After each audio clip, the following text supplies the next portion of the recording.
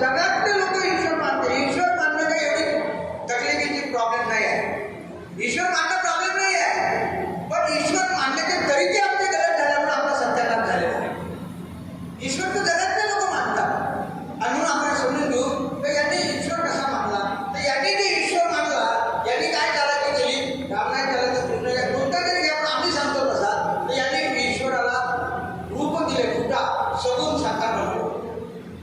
सगुण साकार, कोणी गोविंद घ्या कोणी गोपाळ घ्या, आग्रह पण आम्ही सांगतो कसा घ्या. वैदिक पेठ आमच्या संतांनी काय केलं, याला रिजेक्ट केलं, याला विरोध केला आणि सांगितलं का ईश्वराला ईश्वर मानला, पण ईश्वर हा सगुण नाही, ईश्वराला रूप नाही आकार नाही. ईश्वर कसा आहे, निर्गुण, निर्गुण निराकार, म्हणजे त्याला रूप नाही आकार नाही शेप नाही साहित्य नाही, त्यासाठी काही करायची गरज नाही. ती एक शक्ती आहे, त्यासाठी काही करायची गरज नाही. हा पहिला बेसिक डिफरन्स. दुसरा बेसिक डिफरन्स, यांनी जो ईश्वर दिला रामचंद्रांनी, तो डायरेक्ट पूजा, पूजेशिवाय काही होतच नाही. पूजेवर वर्शिपला बिझनेस बनवला. आमच्या संतांनी सांगितलं का ईश्वर डायरेक्ट, आम्ही विरोध केला संतांनी आणि सांगतात ईश्वर डायरेक्ट पूजा पाठ करून व्रत वगैरे करून मिळणार नाही. ईश्वर शेवटी मिळू शकते वाया, पण तो कसा मिळेल, पूजाने नाही, वाया गरिबाच्या सेवेतून, म्हणजे परोपकार.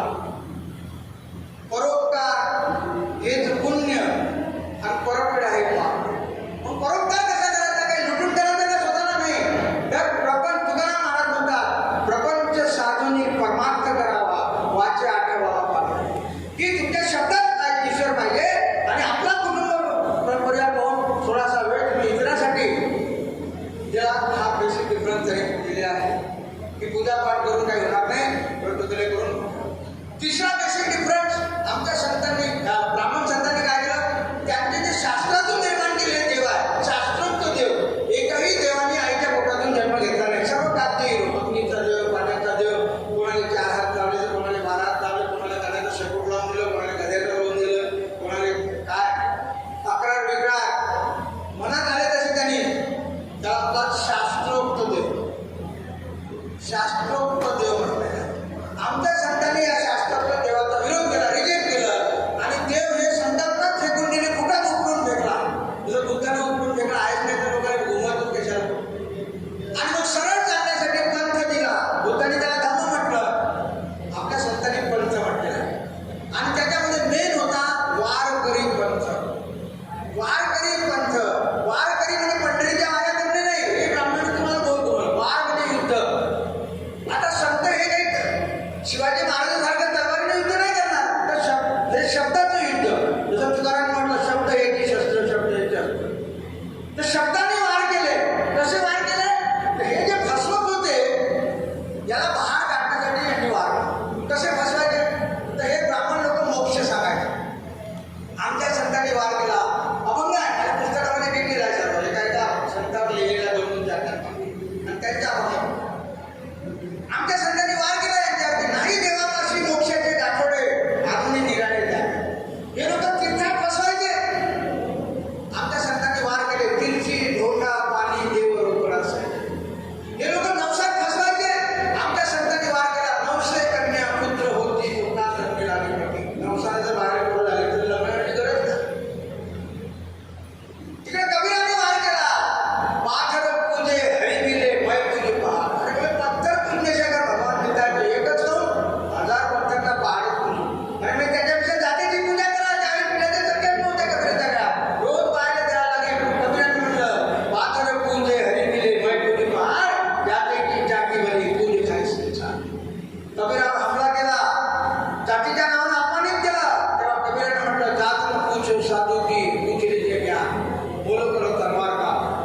कबीराने सांगितलं पोथी पडे पडे जगमुआ, पंडित भयानक होय घाई आकर प्रेम का पडे.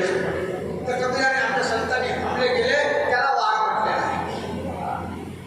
आणि मग त्यांनी वारकरी पंथ दिला. हे वारकरी पंथ काय, नदीतल्या वाहत्या पाण्यासारखा आहे. वाहतं पाणी सडत नाही, साठवलेलं पाणी साठते. तर संतांनी सांगितलं का पाणी सागरात जाते. शब्दाकडे लक्ष ठेवा, पाणी सागरात जाते, सागर पाण्याजवळ येत नाही. तसं तुम्ही मध्यम, आणि पाणी कोणतं सागरात जाते, जे मधात राहते. किनाऱ्याचं पाणी सडते, डबके, डबक्यात बरेच सडत डुकर राहतात.